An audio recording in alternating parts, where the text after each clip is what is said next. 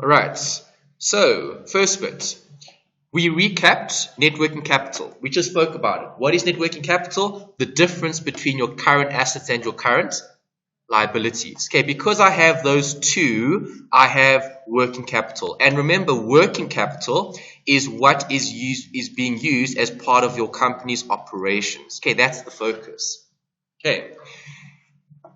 We need to know what long-term and short-term is, because here we're going to be looking at an aggressive and a conservative strategy. Okay, so what are you comfortable with? Okay, are you comfortable to seek finance when you need it?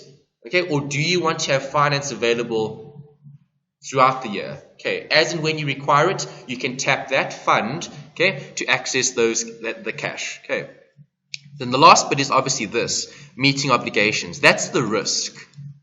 Okay, the biggest risk that companies have is, can they or can't they meet the obligations? Right, you don't want to be in a situation where obligations can't be met, because that creates all sorts of problems. Okay, legal problems as well, and obviously difficulty in getting more capital. Okay, if you've got problems meeting obligations, okay, you're not going to be able to access as much capital as a company that doesn't have that same situation. Okay. All right, so study unit 4, I've given you the learning outcomes here. Okay, this is a section that's tested often. Okay, so the cash conversion cycle, CCC. Okay, you'll often see questions focusing on it. They'll talk about the cycle, how do we lengthen and shorten it. They'll talk about measures in terms of how do we calculate certain, let's say, values that give us information about the company. Okay, so make sure you can interpret the workings and also calculate the different ratios. Okay, ratio is probably the best way to refer to it. Okay. Then we've got a note about strategy. All right, there's two. There's aggressive and conservative. Okay, so you do need to know what the difference is, and you do need to know how to apply an aggressive and a conservative strategy. Okay, sometimes they do give you longer questions, okay, where they actually take you through the entire process. Okay, a change in assets, a change in bad debt, and so on. Okay, and you do need to draw up quite a long working to get to the final answer. Okay. All right, so to start off, how do companies generate profit? There's a clue.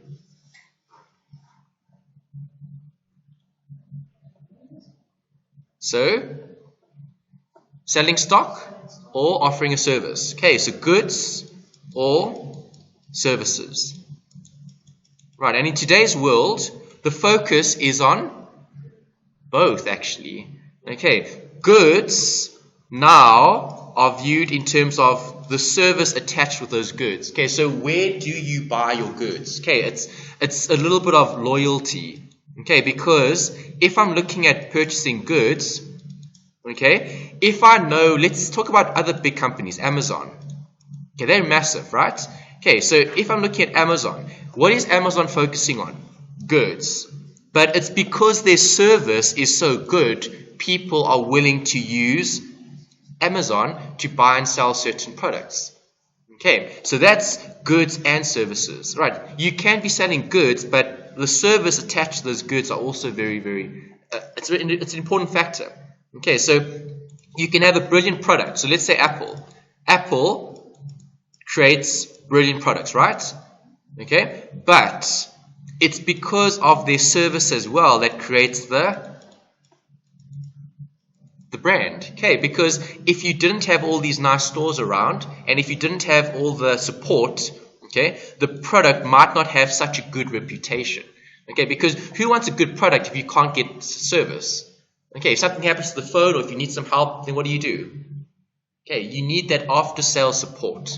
Okay, so that's just one example. Generating profit, it's good and service. Okay, it's both. Right, so what is the general cash process? We spoke about it. Okay, cash. Where does cash come from? Debt to equity. Okay, so we either get it from loans or we source it privately, okay, from our own, let's say, savings or investments. Okay, so cash is what we're looking at there, and we're trying to convert it into something else, okay, and back into something else. Right, and why? Why do companies want the cash conversion cycle? So why do you want to? So we just spoke about cash. Cash is valuable to the business because cash is a liquid asset that companies can use to do certain things with, right? So why would a company ever want to change cash into anything other than cash? Okay, growth in the form of value or wealth for everyone, shareholders, consumers, everyone. Yes, the only reason why companies would be willing to take the risk. Okay, remember it's a risk. If I convert cash into anything other than cash, I'm creating more risk. And why would companies ever want to create more risk? It's to generate more return or value for shareholders. Alright, so the risk that companies are taking is I'm going to take cash and I'm going to buy stock with it. Okay? Let's say stock A, whatever A is. Okay? Is that a risk? Yes. Not everyone wants to buy product A. Not everyone wants that particular asset, okay, or product item. Okay, so that's a risk. By investing cash into that particular item, that carries a risk. But what happens in terms of the customers that do want the product? They buy the product and they buy the product at a markup. Okay, there's a margin that's added to that particular product. Okay, so companies take cash and they convert it into something else, either a product. So you'll take cash to generate a product or a service, and hopefully that product or service would be sold to consumers that would demand that particular asset, okay, and that would then create value. Right, value for the consumer and value for the business, because now the business's risk has been rewarded because inventory has now been sold at a markup or a margin that generates profit over the long term. Okay, and obviously, if we keep converting this over and over again, what do we get? We get a sustainable business and we end up being profitable, correct? Okay, so companies that are successful, think about Amazon. Why is Amazon so successful? It's not because they're selling one item, okay, it's because they're selling millions of items and they're selling it so quickly. Okay, why do you think Google is successful? Same thing, users, people that use the product. Okay, it's use. Amazon, use. Yeah, it's use. It's value. They're taking cash and they're putting it into R&D so we can get these fancy search engines that can do all sorts of things. Okay. It's everything, yes. It's become part of daily life. Right. It's because they took the risk, okay, of investing cash into something that was of value to consumers, and they've now sped up the process, okay, where they can then create other things as well. Okay, so in the crash course we spoke about a cash cow. Okay, do you remember what that is?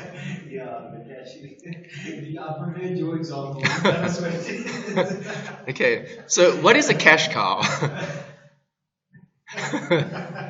Okay, what is a cow?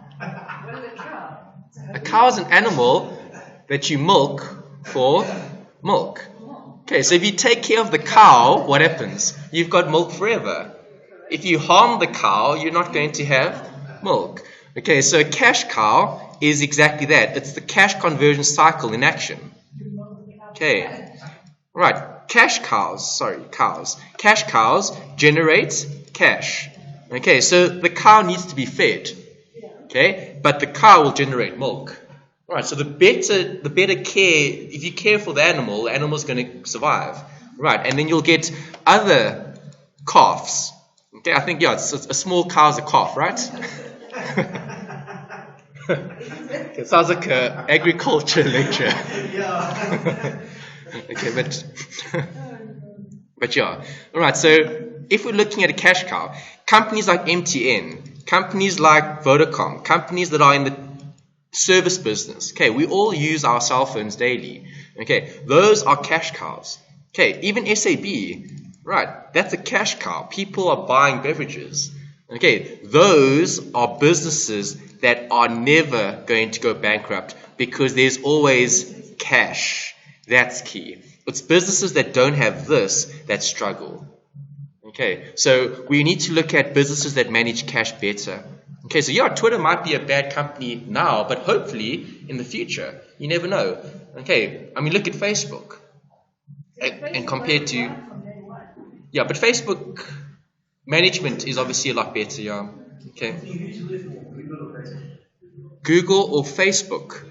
Google would definitely be worth more. Yeah. In terms, okay, that's a good question. So what is the most valuable brand in the world in 2016, according to I think it was Fortune or Reuters, one of the two.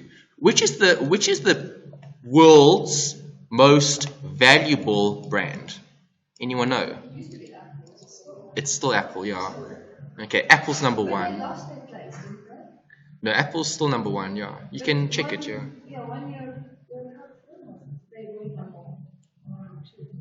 I think you might be talking about Coca-Cola. Coca-Cola has been the valuable brand for like centuries, but Apple has obviously overtaken them. Okay.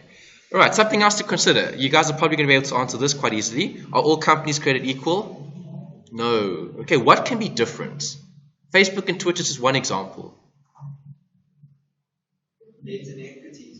Correct. Financing. Right. Not all companies want to raise capital in the debt market. Some might rather prefer equity. Okay, that also adds to your competitiveness. Okay, so you might have the exact same business. You might even have the same business model. Right, but your business uses more debt than equity. Which business is going to be more successful? The one with debt rather than equity, because they're more aggressive. Okay, so financing is key. Not all companies are the same. Products are also different. Okay. Operations are also different. Okay, you don't all have the same people working in two competitive companies. Okay, so company A and company B, okay, they're always going to have different individuals. Okay, the operations will always be different. There'll be different systems. Okay, the systems might be similar, but they're still different. Okay. Right, and then what determines the time or duration? Correct. Okay, so the time that it takes to pay your creditors. So how long is that process? How long, okay, do you have, okay, in terms of buying stock and paying it off? Okay, and then obviously debtors, same thing there. Okay, if you're giving debtors goods today and asking them to pay later, how long is that specific process? All right, so this is how we calculate the CCC. Okay, cash conversion cycle. Right, the cash conversion cycle has three components. Okay, the first is looking at this, operating cycle. Okay, think about this in terms of operations, operating. So if I'm operating, what do I need to do? I need to buy and sell stock. Okay, so the stock is the average age of inventory. Okay, that's the OC. Okay, so this part of the equation is expanded. Okay, that's why I said the CCC has three components.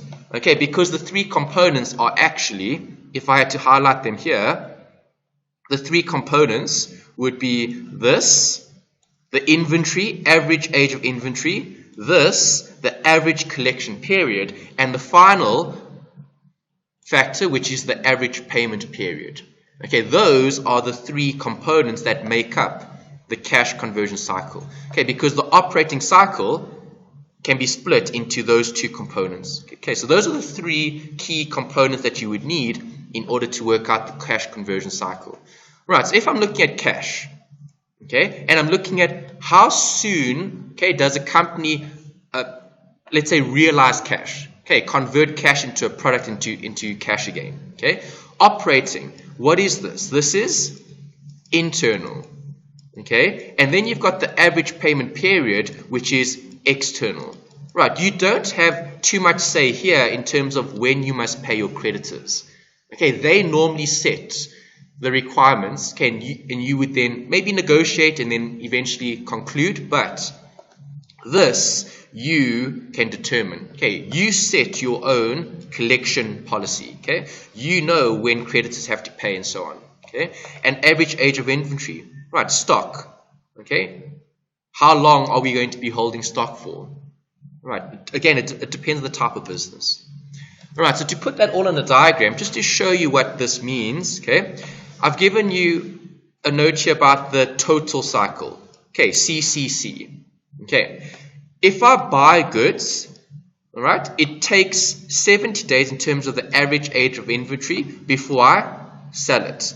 Okay, once I've sold the goods, okay, it takes 40 days on average to collect it. Alright, so what would the operating cycle be? 70 minus 40? 110, 70 plus 40. Okay, because remember, this is what's happening internal. Okay, so diagram number 1 is focusing on internal. Okay, what are you doing in your business? Okay, in our business, the stock that we've got, that we're selling, okay, and that could be anything. It could be fast-moving consumer goods. It could be more bigger, expensive items, right? It doesn't matter. But on average, it takes 70 days to eventually sell it, okay? And it takes on average 40 days to collect after having sold it. Okay, remember this is credit, okay? Cash conversion cycle. We're converting cash into other and back into cash. Right, and then later, we pay, okay? How long does it take us to pay? Well, when buying the stock, okay? Remember, if I buy the stock, I need to pay it off. Okay, so if I buy here, when must I pay? I need to pay after 30 days. Okay, so that's the credit policy you have with the supplier, okay? After 30 days, on average, you have to pay. Okay, so that's when I pay. Right, so here's the outflow. There's the inflow. Okay, so we're looking at the cash conversion cycle, which is the difference, which is that part. Okay, so what I've highlighted in bold, okay, that bit over there, okay, that's the cash conversion cycle. Right, and how much would the cash conversion cycle be? Exactly, good. Okay, 110 minus 30 gives you the 80 days. Okay, so what does that mean? That means, on average, cash is converted every 180 days. Right, there's an 80-day conversion cycle for cash. Okay, so that diagram, remember we want the diagram to be quick. The faster the diagram, the better. Okay, this is 80 days for this particular company. Obviously, different industries will have different cash conversion cycles. Right, so you need to look at, well, if you've got an 80-day cash conversion cycle, what does your competitor have? Okay, is your competitor's cash conversion cycle more superior? Okay, are they doing things better? Right, are there ways that we can reduce this? The 70 days. Okay, maybe 70 days is too long. Maybe we should consider marketing. Or what about doing online sales?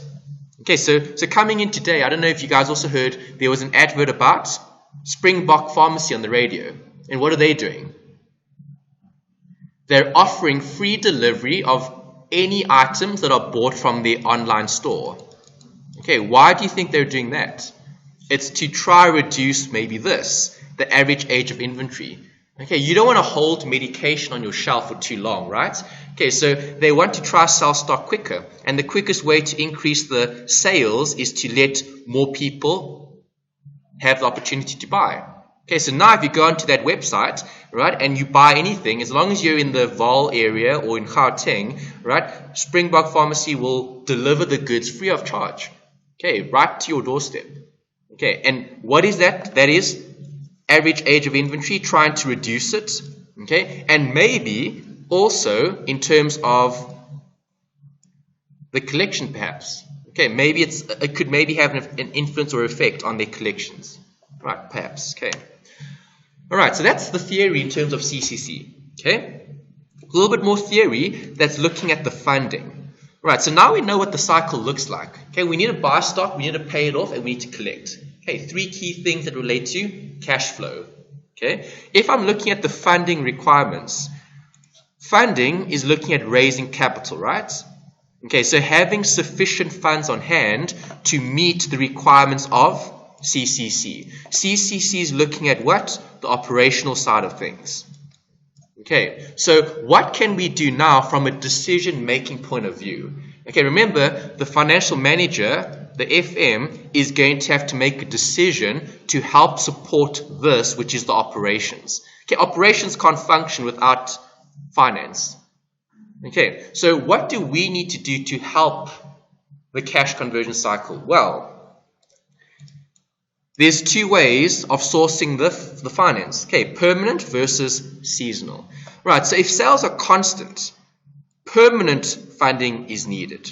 Okay, if sales fluctuate, seasonal funding is needed. Okay, so that's looking at the 12 months. Okay, at what points in time do you have seasonal requirements, maybe spiking, going up, and also maybe going down? Right, maybe at certain points in the year. Okay, so if we talk about an ice cream business, okay, it's winter now, so the ice cream business in winter probably won't have as much sales. Okay, so their seasonal funding requirements in winter would be lower than their seasonal funding requirements in summer. Okay, because in summer they're going to need more funding to maybe keep the ice cream frozen. Okay, they might need more funding to buy more stock. Okay, they might need more funding to employ more staff. It all depends. Okay, but that's what we're looking at. We're looking at sales. Okay, and why do we look at sales? We focused about the importance not so long ago. Why is sales so important?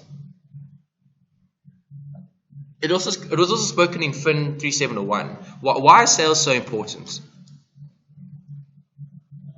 Without sales, where are you going? Exactly. Okay, it's the first line on the income statement, right? So the first line of the income statement determines everything else, right? So if there are no sales, okay, the business actually collapses, basically. Okay, so the most important line item is the sales figure. Okay, so how do we keep the sales going, i.e., how do we keep the cycle flowing, okay, without any, let's say, hassle or problems? It's by considering this, permanent or seasonal. Okay, all right, so they spoke about an example in the textbook, okay, and the textbook gave you a business, okay, that had seasonal and permanent funding. Okay, so just to put a note here, okay, about that particular example, you'll see they talk about time. So time is on the x-axis, okay, and then you've got the funding requirements on the y-axis, funding. Okay, sometimes it could be given as a diagram, sometimes it'll be given as a list of values. Okay, then they'll talk about months, like month 1, 2, 3, 4, January, February, March, okay, and they'll talk about funding. Okay, what they will always give you is the permanent. Okay, so if I redraw the diagram that you've got in the textbook, okay, the new textbook would be, now I'm using Tanya's today actually. I've left mine at home. Yeah, this is on page 572. It's the short term. Yeah, in the old textbook. This is working capital and current asset management. So may I just make a note? This is in the working capital.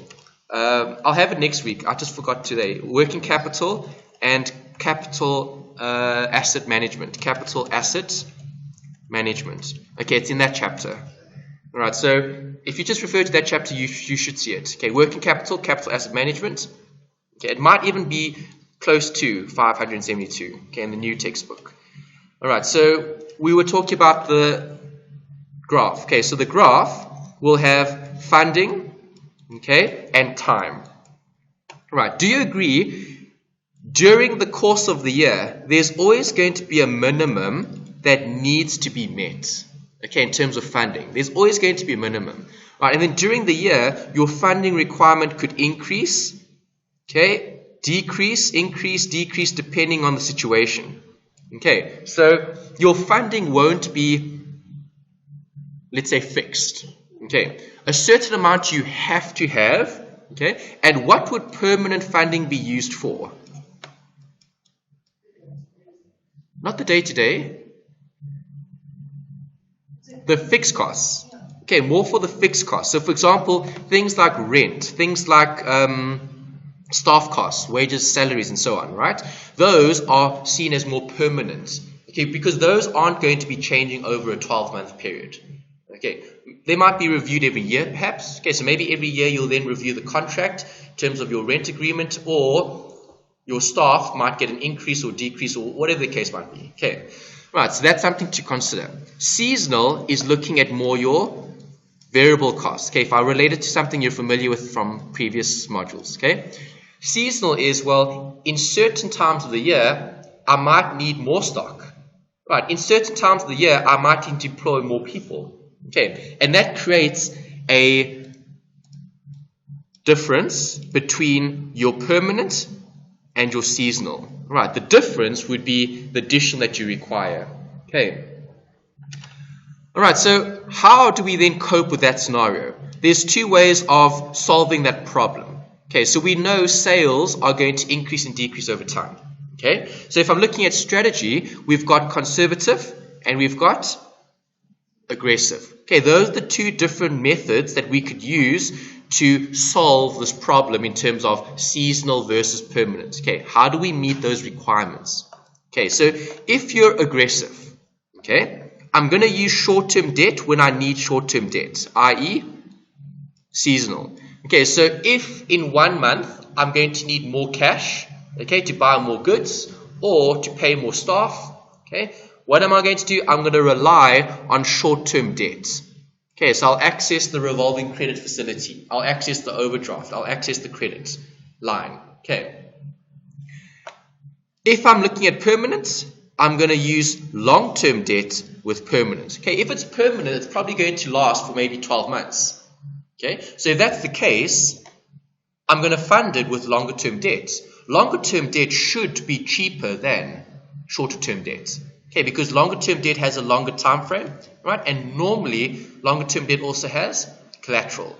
Okay, potentially. We'll discuss a few different ways of raising capital later on. It's a separate chapter. We're looking at the liabilities. Okay. Here we just look at the financing, the funding. Right, and then the other method is conservative. Okay, so if you're conservative, you're low risk. Okay, this is low risk. Right, so if you're looking at conservative, funding is going to be raised for both the seasonal and the permanent. Right, i.e. the total, everything that you require. Okay, because now it doesn't matter if I have more or less sales in a particular month, the cash is available as and when I require it. Okay, so if I've got cash that's sitting idle, what can you receive on that cash? You can receive interest. Okay, so that's always something that you need to consider when looking at the conservative, because you'll have surplus cash that will be invested. Okay, so you'll get a benefit from having cash sitting in the bank account. Okay.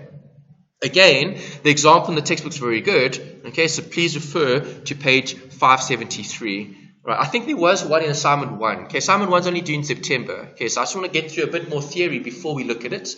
Okay, we will look at it probably not next week, the week just after. Okay, the week before, I think the last week of August, we would have covered enough to complete the assignment without much difficulty. Okay, some of it you can do already. We've covered about half of it. Okay. All right, and then we've got strategies. Okay, turnover inventory as quickly as possible. Okay, why? Shortens what? The cycle, how so? The A-I, yes. Okay, and this is theory. So you'll see sometimes they give you different scenarios. It's normally multiple choice, and they'll talk about, let's say, different scenarios. So if the company does this, will this shorten or lengthen the cycle? Okay, then you need to choose the right option. Which option would, let's say, shorten the cycle? Or which option would lengthen the cycle? Okay, how do you approach a question like that? It's theory, but calculations help. Just write down the formula. Okay, if you write down the formula, you can then look at each component and then just think about it. If I turn over inventory quicker, what happens to AAI? It reduces. If AAI reduces, CCC reduces. Okay, that's how you would approach a theory question looking at this. Okay, or you can study it. You can go through some of the examples they give you in the textbook. Okay, the next bit, collect trade receivables as quickly as possible. Again, which variable does that affect? ACP. Right, if ACP decreases, cash conversion cycle decreases. Okay, you get cash quicker. Right, Pay trade and other payables as slowly as possible. Again, there's theory. What variable does that affect? APP. If I make APP bigger, what happens to CCC? It should decrease, because the bigger this gets, all right, the bigger that gets, you minus. If you minus a bigger amount, you make the answer smaller. Do you agree? Okay, and that's how we approach it in terms of theory. Okay, relating the calculation to theory. Okay. All right, and then the last one here was better manage mail processing and clearing time. Okay, this is all the operations. This is the efficiency. Okay, because at the end of the day, certain things are within your control, certain things are outside of your control. Right, you would be able to manage the processing and clearing time. Okay, so maybe it takes too long to get stock into the factory. Okay, and those are things that you could consider, operational things that could help the cash conversion cycle. Right, because remember, if you're in a fast-moving consumer good type of environment. Okay, so have you ever gone to a store where there isn't stock on the shelf? You're saying no, you're saying yes. What kind of, like a supermarket? Yeah, retailer, a store. Often. Well, like you go to pick up mail or something, or go when they're having a sale. Yeah, that's the exception. Okay, so yeah, the exception would be maybe the sale. Okay, but if we're just talking generally, okay, they've generally got the stuff. Why? If they don't have the stuff on the shelf, what does that do to their cash conversion cycle? They lose out on a sale. So this average AAI would have gone up, okay, if there's no stock on the shelf. Okay, so that would have been affected negatively. The ACP, well, if people aren't buying, then there's nothing to collect, so that would be a null effect. Okay, this also would be a null effect. Okay, so the main reason would be that. Okay, the AAI, you're affecting your inventory. If the stock's sitting at the back of the shop and not in the front, that doesn't help. Okay, the stock needs to be on the shelf, right, for consumers to buy the stock. Okay, the shop or the store might even have stock in the actual store, but just not on the shelf, and that creates a problem. Okay, yeah, macro, big retailers, yeah. Okay, but yeah. Okay, guys, and that's today. That's today's focus. We looked at cash conversion cycle.